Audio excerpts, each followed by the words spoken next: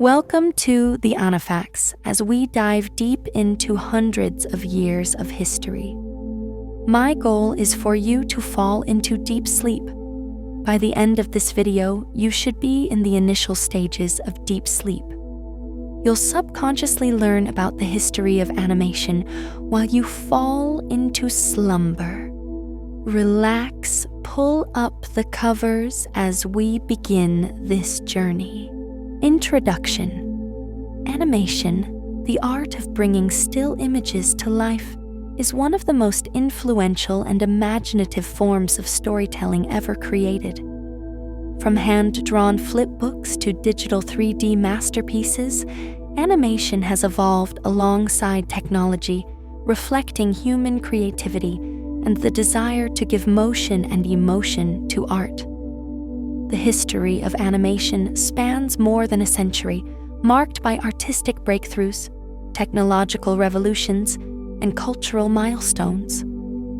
Animation, the art of making drawings, models, or digital images move, has fascinated audiences for over a century. What began as simple experiments with light and illusion has evolved into one of the most creative and technologically advanced forms of storytelling in the world.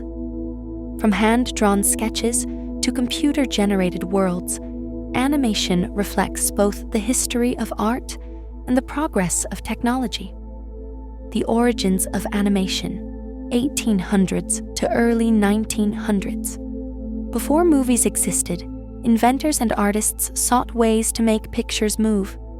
Devices like the thaumatrope, 1824, phenakistoscope, 1832, zoetrope, 1834, and flipbook, 1868, created the illusion of motion by spinning or flipping sequential images. These optical toys laid the foundation for animation's core idea, persistence of vision, where the eye perceives rapid images as continuous motion. At the heart of early animation lies a simple scientific principle called persistence of vision. The human eye retains an image for a fraction of a second after it disappears. When multiple images are shown in rapid succession, the brain blends them together, perceiving continuous motion. Inventors in the early 1800s were fascinated by this discovery, and it led to the creation of devices designed to test and entertain the eye. These tools, part art, part science, would become the direct ancestors of cinema and animation. Tools of animation. The thaumatrope, 1824. One of the earliest devices was the thaumatrope, invented by British physician John Ayrton Paris. It consisted of a small disc with different drawings on each side, for example, a bird on one side and a cage on the other. When the disc was spun on strings, the two images appeared to merge. The bird seemed to be inside the cage. This simple toy introduced the concept of blending sequential images into one motion. The phenakistoscope, 1832. Next came the phanakistoscope, created independently by Joseph Plateau in Belgium and Simon von Stampfer in Austria. It was a spinning disc with evenly spaced drawings around its edge. When viewed through slits in front of a mirror, the images seemed to move. A man tipping his hat, a dancer twirling, a face laughing.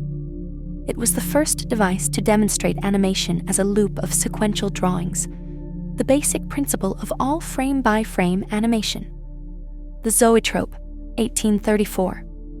Building on that idea, William George Horner invented the zoetrope, a cylindrical device with slits and a sequence of images inside. As the cylinder spun, viewers looking through the slits saw the drawings come alive: a horse galloping, a person running, or a bird flying.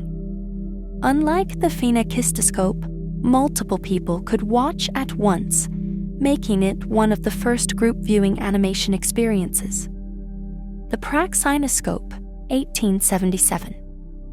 In 1877, Charles-Émile Reynaud refined the zoetrope into the praxinoscope, replacing slits with mirrors for a clearer, steadier image. This invention was a critical leap forward. It not only improved visual quality but also introduced projection systems, paving the way for animation as a public performance, not just a toy. 3. The birth of projected animation. Émile Reynaud and the Théâtre Optique, 1892. Reynaud's Théâtre Optique was arguably the world's first animated movie theater. Using long strips of painted celluloid, precursors to film, he projected moving images onto a screen for audiences at the Musée Grévin in Paris starting in 1892. His hand-painted works, such as Pauvre Pierrot, 1892, were colorful, character-driven animations shown with music and storytelling, decades before Disney. Reynaud's shows mesmerized crowds, but were soon overshadowed by the invention of the motion picture camera in the mid-1890s. Still, his work represents the transition from mechanical illusion to cinematic animation. Before we continue with the technological advances of animation as a whole, we need to understand some of its pioneers. Let's take a deeper dive into Charles-Émile Reynaud. Charles was born on December 8, 1844, in Montreuil, France. His upbringing blended mechanical curiosity and artistic creativity. His father was a clockmaker and engineer, while his mother was a teacher. This combination would define Reynaud's lifelong fascination with both science and visual art. As a young man, he worked as a science educator and inventor, developing devices that demonstrated principles of optics and motion. These early experiences taught him to merge precision with imagination, an approach that would soon lead to one of the most important breakthroughs in pre-cinematic history, the invention of the praxinoscope. In 1877, Émile Reynaud invented the praxinoscope, a device that revolutionized the way people experienced motion pictures. It was an improvement on the earlier zoetrope, a popular optical toy that created the illusion of movement through a spinning cylinder with slits.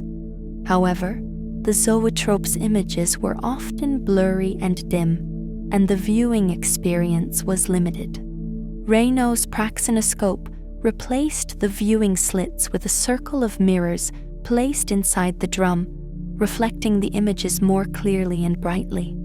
The praxinoscope provided a smooth and steady illusion of motion, and it quickly became a sensation.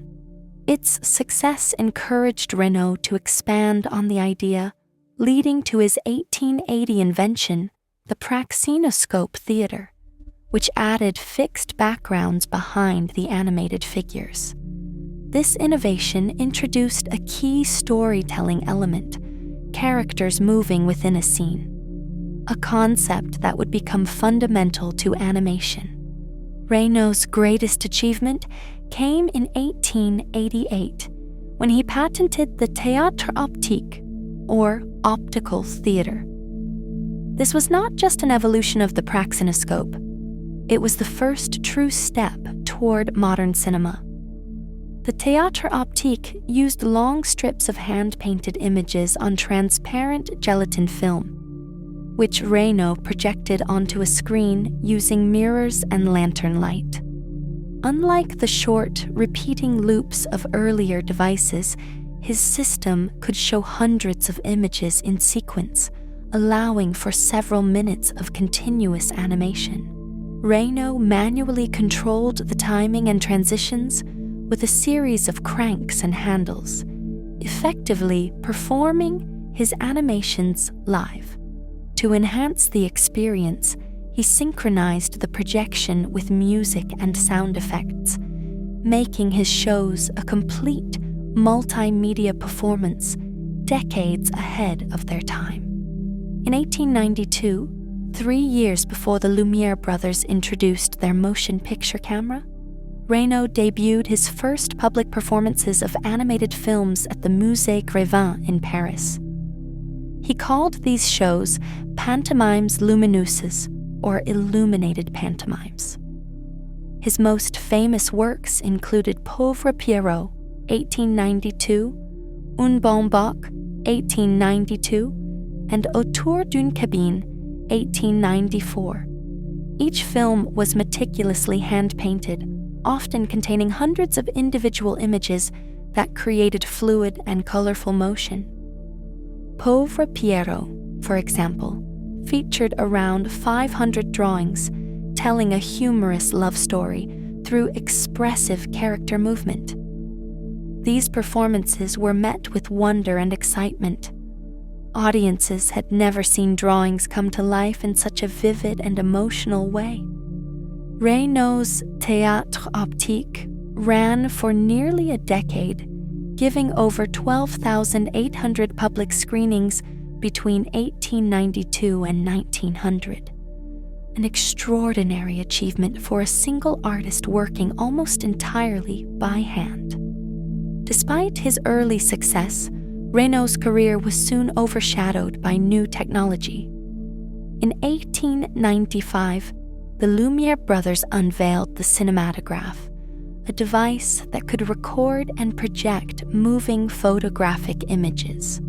Audiences were fascinated by the realism of these films, which captured life itself rather than drawings.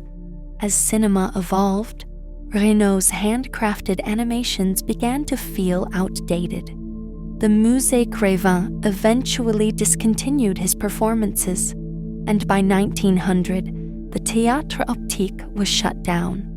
Reynaud, devastated by the loss of his livelihood and recognition, faced financial hardship and emotional decline. In despair, he reportedly destroyed many of his original films and even parts of his projection equipment. This tragic act erased much of his pioneering work from history. He lived out his final years in obscurity and poverty, passing away on January 9th, 1918 in Paris. For many years, Émile Reynaud's name was largely forgotten. Histories of cinema focused instead on the Lumières, Thomas Edison, and other inventors associated with photographic film. Yet, in time, film scholars began to rediscover his achievements, recognizing that Reynaud had projected animated films to paying audiences 3 years before the birth of cinema itself. Émile Reynaud's story is one of both brilliance and tragedy.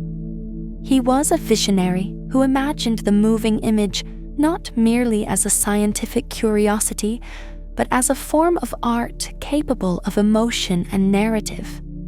His technical ingenuity and artistic spirit created the first animated films in history, long before the film industry existed. Though overshadowed in his lifetime and nearly erased from memory, Reynaud's contributions have rightfully earned him a place as the true father of animated cinema.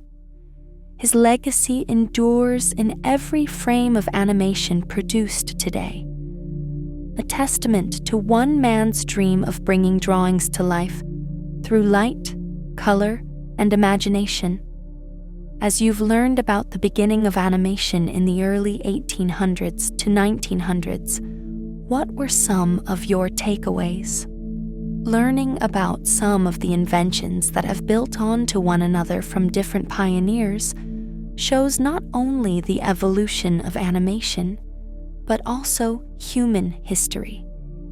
It shows how we elevate one another through our work, whether that's our intention or just as a means to grow ourselves. Just imagine if we took that state of mind with clear intent. the world could possibly be a much different place than what we see today. Fascinating so far? Let's continue as we now start to dive into the early 1900s. Now, we've talked about Reynaud's story, so we'll pick up from the eyes of the Lumière brothers. We know from what was previously talked about the Lumière brothers' story intertwined with that of Reynaud's, and surely for good reason. So let's dive into what impact they sought to leave and their legacy as a whole in the world of animation. The Lumière brothers, Auguste and Louis, are among the most influential figures in the history of motion pictures. While their predecessor, Thomas Edison, had created devices to record motion, the Lumière transformed these inventions into practical cinema, making them pioneers of public film projection and the modern movie industry. Auguste and Louis Lumière were born in Besançon, France, into a family of engineers. Their father, Antoine Lumière, ran a photographic business, where the brothers developed both technical skills and an artistic eye. Growing up immersed in photography, the Lumière learned to experiment with cameras, chemicals, and photographic processes, giving them a strong foundation for innovation in motion pictures. In the mid-1890s, the brothers invented the cinematography, a lightweight, hand-cranked device capable of recording, developing, and projecting film. Unlike Thomas Edison's kinetoscope, which allowed only one person at a time to watch moving images through a peephole, the cinematograph could project motion pictures onto a screen for a large audience. This innovation made cinema a communal and public experience, laying the groundwork for theaters as we know them today. The cinematograph used 35mm film, a standard that persisted for decades. The device was compact, efficient, and versatile, capable of filming at 16 frames per second, fast enough to create smooth motion while remaining economical on film stock. On December 28, 1895, in the Salon Indien of the Grand Café in Paris, the Lumière brothers held what is widely considered the first public film screening for paying audiences. They showed 10 short films, each approximately 50 seconds long. These included La sortie de l'usine Lumière à Lyon, workers leaving the Lumière factory, L'arrivée d'un train en gare de la Ciotat, the arrival of a train at La Ciotat station, and Le Jardinier, the gardener.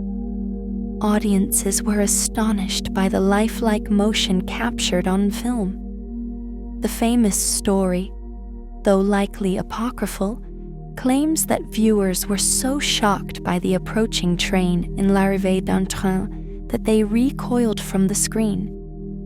This screening marked the birth of cinema as a mass medium. The Lumière focused on capturing everyday life with realism, a style now called the actualité. Their films were simple, observational, and documentary-like, depicting workers, trains, street scenes, and public events. Despite their brevity, these films demonstrated how moving images could tell stories, document a reality, and evoke emotion. Unlike later filmmakers, the Lumière did not stage elaborate narratives or fictional plots. Instead, their work emphasized the power of cinema to capture motion itself, inspiring countless filmmakers to explore the artistic and social potential of film. Following their initial success in Paris, the Lumière brothers sent representatives around the world to exhibit films and demonstrate the cinematograph. Screenings in major European cities, the United States, and even India introduced cinema to global audiences. Their tours popularized motion pictures and created the first international film culture, establishing cinema as both an art form and a commercial enterprise. Interestingly, after 1905, the Lumière largely abandoned filmmaking, preferring to focus on photographic innovations and industrial pursuits. Despite their brief film careers, their influence on cinema was profound. They showed the potential of projected moving images to entertain, document, and inspire, creating the foundation upon which filmmakers like Georges Méliès, D.W. Griffith, and others would build.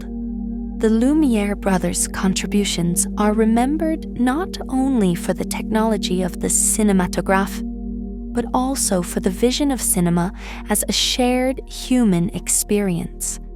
Their films, though simple by modern standards, captured the wonder of everyday life and demonstrated the transformative power of motion pictures. The Lumière brothers were visionaries whose invention of the cinematograph transformed photography into cinema. By projecting moving images to public audiences, they turned a scientific curiosity into a new art form, laying the foundation for the global film industry. Though their filmmaking career was short, their legacy endures. Every movie theater, documentary, and home film owes its existence to the ingenuity and vision of Auguste and Louis Lumière. Such amazing work from two revolutionaries of filming history as a whole. Though their star didn't burn for as long, it definitely was one of the brightest. My takeaway is similar to what we learn about Reynaud's. Just take a step back and think about how powerful humanity builds off of one another. It's astonishing to see the Lumière brothers build off of Thomas Edison and even indirectly from Émile Reynaud. We'll actually continue to carve and create a vision of how each segment of animation correlates to one another through storytelling and a relaxing atmosphere. However, just thinking about what we've already learned puts life into perspective, how we have children and teach them the ways of life. It shows our impact goes beyond us, our family, and even our surroundings. As this video is designed, we'll pick up where we left off in the very next opportunity. If you wish for these videos to be even longer, display your wishes in the comment section. Until next time, sleep tight and have a lovely slumber.